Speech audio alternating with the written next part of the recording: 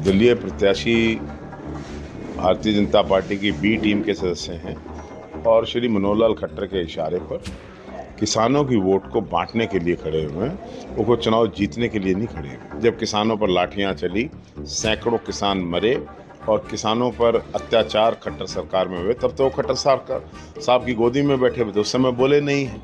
तो आज वो किसान के बेटे सिर्फ वोटों के लिए बने हुए हैं। नारा लगा हुआ है कि समालखा में धर्मा और गन्नौर में शर्मा। मैं ज्योतिषी तो नहीं हूँ, लेकिन जिस प्रकार का जन समर्थन मिल रहा है उसके आधार पर कह सकता हूँ कि हमारी आशाओं से ज़्यादा प्रचंड बहुमत के साथ कांग्रेस की सरकार बनेगी। हरियाणा में 5 अक्टूबर को विधानसभा चुनाव है, करीब एक हफ्ता बाकी है। उससे पहले सभी प्रत्याशी मैदान में डटकर लगे हुए हैं और अपने पक्ष में वोट की अपील कर रही हैं। आरोप प्रत्यारोप भी लग रहे हैं।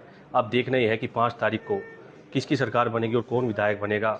लगातार हम इस चर्चा पर बने हुए हैं और फील्ड में उतरे हुए हैं। हमारे साथ इस वक्त गन्नौर से कांग्रेस के जो प्रत्याशी हैं कुलदीप शर्मा हमारे साथ मौजूद है, उनसे इस मुद्दे पर बात करेंगे। सर, लगातार अब चुनाव प्रचार चल रहा है आपका और आरोप प्रत्यारोप भी लग रहे हैं। गन्नौर से जो निर्दलीय प्रत्याशी हैं, भाजपा प्रत्याशी हैं, वो भी एक दूसरे पर आरोप लगा रहे हैं, तो क्या कहेंगे? देखिए, आरोप प्रत्यारोप की राजनीति की बजाय अगर मुद्दों की राजनीति हो तो अच्छा है। मैंने देखा है कि प्रत्याशियों ने कुछ ने, जैसे आप नाम ले रहे हैं भाजपा या निर्दलीय, उन्होंने अशोभनीय भाषाओं का इस्तेमाल किया है।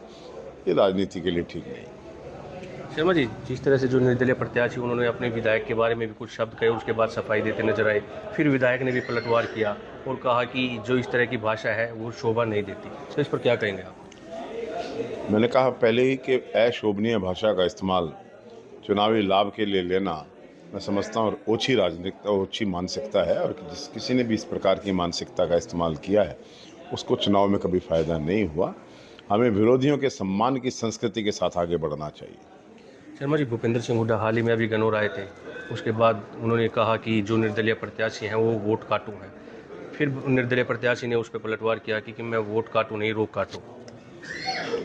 देखिए, निर्दलीय प्रत्याशी भारतीय जनता पार्टी की बी टीम के सदस्य हैं और श्री मनोहर लाल खट्टर के इशारे पर किसानों की वोट को बांटने के लिए खड़े हुए हैं। वो चुनाव जीतने के लिए नहीं खड़े हुए। वो तो कह रहे कि मैं किसानों के साथ हूँ, किसान का बेटा हूँ और जो किसान आंदोलन था उस समय मैंने उनकी मदद की है। अगर वो किसान के बेटे हैं, हमें इस बात में उनके कहने में कोई तकलीफ नहीं है, लेकिन किसान के बेटे को जब किसानों पर लाठियां चली, सैकड़ों किसान मरे और किसानों पर अत्याचार खट्टर सरकार में हुए, तब तो वो खट्टर साहब की गोदी में बैठे हुए थे, उस समय बोले नहीं हैं। तो आज वो किसान के बेटे सिर्फ वोटों के लिए बने हुए हैं। शर्मा जी, उन निर्दलीय प्रत्याशी का एक बयान वायरल हुआ है। उन्होंने कहा कि मैं 15 साल राहुल गांधी की टीम में रहा, राष्ट्रीय महासचिव रहा, लेकिन जब मुझे दिखाई दिया कि गन्नौर से मेरा कोई अस्तित्व नहीं है क्योंकि यहाँ पर कद्दावर नेता उन्होंने आपको बताया कि वो बैठे हैं, तो इस पर क्या कहेंगे? देखिए, वो दल बदलू आदमी हैं। अगर वो राहुल गांधी की टीम के सदस्य थे, जैसा वो कह रहे हैं, मैंने तो कभी नहीं देखा उनको इस सदस्य के रूप में, लेकिन अगर वो कह रहे हैं तो कांग्रेस छोड़ने का वो कारण बताना चाहिए था। किस कारण? वो सिर्फ राजनीतिक महत्वाकांक्षा के लिए इधर उधर कूदाफादी करने वाले नेता हैं। शर्मा जी, 10 साल केंद्र में भी और अपने प्रदेश में भारतीय जनता पार्टी की सरकार रही, निर्दलीय प्रत्याशी ये भी उसमें स्पोर्ट में थे, तो गन्नौर ये कह रहे हैं हमने विकास कराया, वो निर्दलीय प्रत्याशी कह रहे हैं हमने विकास कराया, तो कितना विकास गन्नौर में हुआ है? देखिए, वो खट्टर साहब के पार्टनर हैं, खट्टर साहब के मित्र हैं। एक भी शब्द उन्हें इस चुनाव में खट्टर साहब की नीतियों के खिलाफ नहीं बोला। जब किसान पिट रहे तब नहीं बोले, कर्मचारी पिट रहे तब नहीं बोले, पहलवान पिट रहे जब नहीं बोले, सरपंच पिट रहे जब नहीं बोले। अब बोल रहे हैं तो उसका क्या फ़ायदा है? गन्नौर का विकास नहीं हुआ, क्यों नहीं कराया? वो कह रहे हैं मेरे खट्टर पर्सनल मित्र हैं, तो फिर गन्नौर का विकास कराना चाहिए था, कोई रोज़गार लाना चाहिए। उस टाइम तो वो चुप बैठे थे और बीजेपी की गलत नीतियों का समर्थन करते हैं। उनका टिकट कट गया तो वो इस प्रकार की भाषा बोल रहे हैं। टिकट तो विधायक का कटा है। चलो, बाद टिकट तो निर्मल चौधरी का कटा है, लेकिन वो उंगली काट कर शहीद होने का प्रयत्न कर रहे हैं। वो कह रहे हैं कि 2019 में मैंने मेहनत की, मेरा टिकट कट रहा है, और अब 2024 में भी मेरी मजदूरी। राजनीति में जो भी कोई मेहनत करता है वो स्वार्थ के लिए कर रहा है, कोई मेहनत नहीं। आप जो कुछ भी सामाजिक कार्य दिखाने की कोशिश करते हैं सिर्फ वोट के लिए, आपका स्वार्थ नहीं था।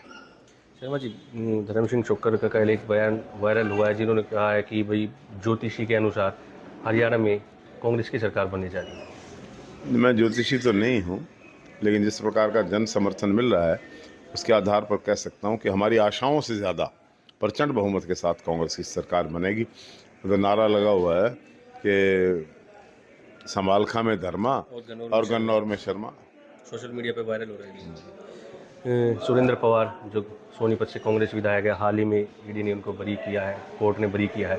उन्होंने कहा है कि ईडी ने उन पर दबाव बनाया है। किस तरह की राजनीति है? निश्चित रूप से ईडी और सीबीआई भारतीय जनता पार्टी की राजनीतिक टूल हैं, तोते की तरह काम करते हैं। अपने विरोधियों के दमन की राजनीति का हिस्सा है ये कि सुरेंद्र पवार का गलत तरीके से गिरफ्तारी की गई। शर्मा जी, भूपेंद्र सिंह हुड्डा अपने 10 साल के कार्यकाल की उपलब्धियां गिनवा रहे हैं, तो कल अनिल विज जो गृह मंत्री, पूर्व गृह मंत्री हैं, उन्होंने बयान दिया है कि इन्होंने झूठ की यूनिवर्सिटी बनाई है और झूठा प्रचार कर रहे हैं। अनिल विज को कोई गंभीरता से नहीं लेता है। उनके अनाप शनाप बयान आम सुनने को मिलते हैं। उनको कभी बीजेपी ने कभी गंभीरता से नहीं, मिनिस्ट्री से निकाल दिया उनको, तो वो don't take him seriously. Sharma ji, लगातार भारतीय जनता पार्टी के भी स्टार प्रचारक हरियाणा में आ रहे हैं और अपनी कांग्रेस के भी आ रहे हैं, तो आगामी दिनों में कोई स्टार प्रचारक जो कांग्रेस का आपके पक्ष में?